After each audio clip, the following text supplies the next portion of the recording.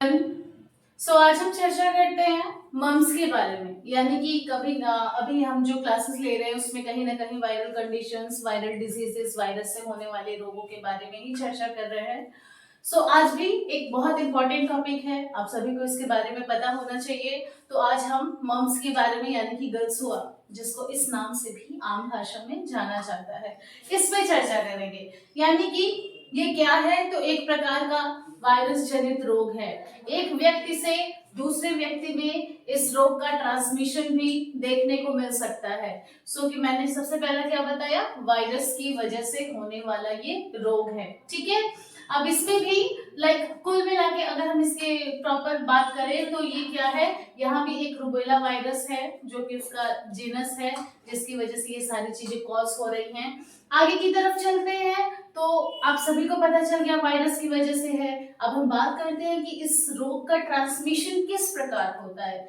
तो ये जो रोग है यानी कि मम्स, ये कंडीशन जैसे कि एक व्यक्ति से दूसरे व्यक्ति में ड्रॉपलेट्स की वजह से, एयरबॉर्न की वजह से, या फिर अगर कोई पेशेंट है जो अफेक्टेड पर्सन है, जिसको रोग हो गया है, उसके जो सलाइवा है यानी कि जो उस व्यक्ति का लार है, इनडायरेक्टली और डायरेक्टली अगर पेशेंट कोई नॉर्मल व्यक्ति उसके कांटेक्ट में आया तो वहां से भी ये कंडीशन क्या हो सकती है, दूसरे व्यक्ति तक पहुंच सकती है।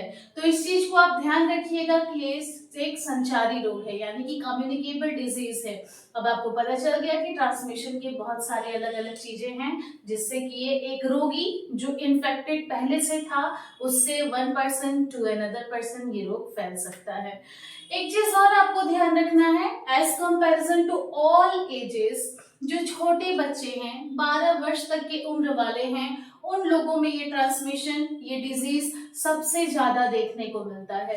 क्यों? क्योंकि अब सभी को पता है एज कंपैरिजन टू एडल्ट्स और सभी ग्रुप के यहाँ पे जो इम्यूनिटी पावर है अभी बूस्ट होती रहती है, वो अभी प्रोसेसर बनते रहते हैं, उनकी थोड़ी सी वीक होती है पावर।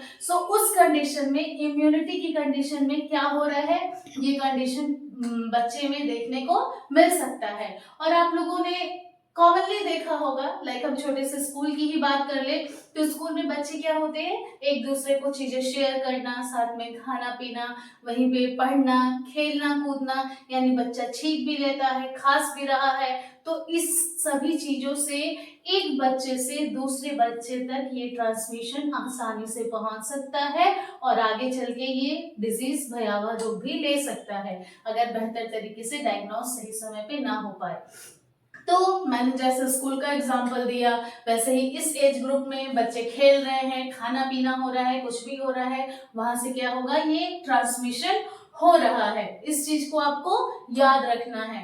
अब मानिए ट्रांसमिशन तो हो गया, ओके, अब देखते हैं कि क्या क्या ऐसे लक्षण है, साइन एंड सिम्टम्स है जो इस पर्टिकुलर पेशेंट में देखने को मिलेगा। यहाँ पे सबसे पहली चीज तो पेशेंट का जो पैरोटिड ग्लैंड है। पैरोटिड ग्लैंड क्या होता है, आई थिंक आप लोगों को ये बेहतर तरीके से विजिबल हो रहा होगा पैनल।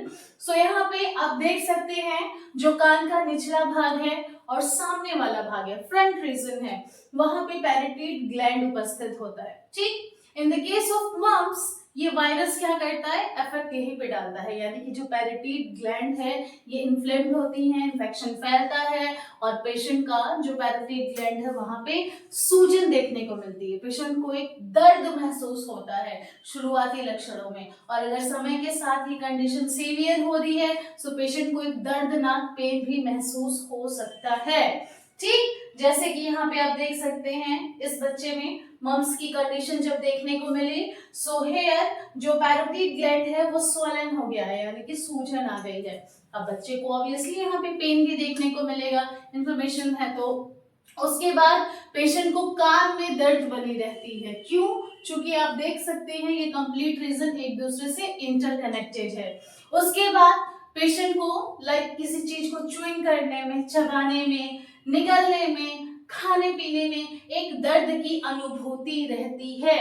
इस चीज को आप लोग याद रखिएगा। उसके साथ साथ दर्द है, फीवर हो सकता है, पेशेंट को और क्या हो सकता है, लाइक वीकनेस वगैरह हो सकती है। क्यों? क्योंकि जब उसकी प्रॉपर डाइट नहीं होगी, खा ही पी नहीं पा रहा है, च्यूइंग ही नहीं कर पा रहा है, तो ऑब्वियसली वो आगे समय के साथ इफेक्ट कर सकता है। कमजोरी हो सकती है, नोजिया वॉमिटिंग हो सकती है। ये जो सेकेंडरी सिम्टम्स हैं, इन चीजों को आप लोग बेहतर तरीके से याद रखिएगा। बढ़ते हैं आगे की तरफ, मम्स में ही। सो यहाँ पे जब कंडीशन धीरे धीरे सीवियर होने लगती है, तो इन द केस ऑफ मेल्स ये टेस्टिस को भी अफेक्ट करती है, और इन द केस ऑफ फीमेल्स ये ओवरीज को भी समय के साथ अफेक्ट कर सकती है, जहाँ पे एक सूजन वगैरह देखने को मिलता है। उसी के साथ साथ लाइक यहाँ पे जो फर्दर चीजें हैं, जैसे कि सीएनएस भी अफेक्ट हो सकता है, इस चीज को याद रखिएगा। अग्नाशय अफेक्ट हो सकता है। ठीक, एक और चीज मैं आप लोगों को यहाँ पे एड ऑन करना चाहूंगी, ये जो पैरोटीड ग्लैंड है, यहीं से हमारी क्या होती है, नर्व्स आती हैं। जैसे कि मैं एक छोटा सा एग्जांपल देती हूँ, फेशियल नर्व, जो क्रेनियल नर्व में 7वें नंबर पे एक नर्व आती है, फेशियल नर्व, जो हमारे फेशियल मसल्स को प्रॉपर क्या करती है, सप्लाई वगैरह देती है। तो इस नस का कंप्रेशन होने लगता है। जैसे कि अब मानिए पैरोटीड ग्लैंड है नॉर्मली, अब वो क्या हो गई, सूजन आई, और यहीं से हमारी फेशियल नर्व गई थी। तो कभी कभी पेशेंट में क्या होता है, फेशियल पाल्सी भी या बेल्स पाल्सी भी पेशेंट में देखने को मिल सकता है। तो ये क्या थे, अलग अलग लक्षण थे, किसमें, मम्स के पेशेंट में। ठीक है, जो देखने को मिलते हैं। आज के लिए इतना ही, धन्यवाद।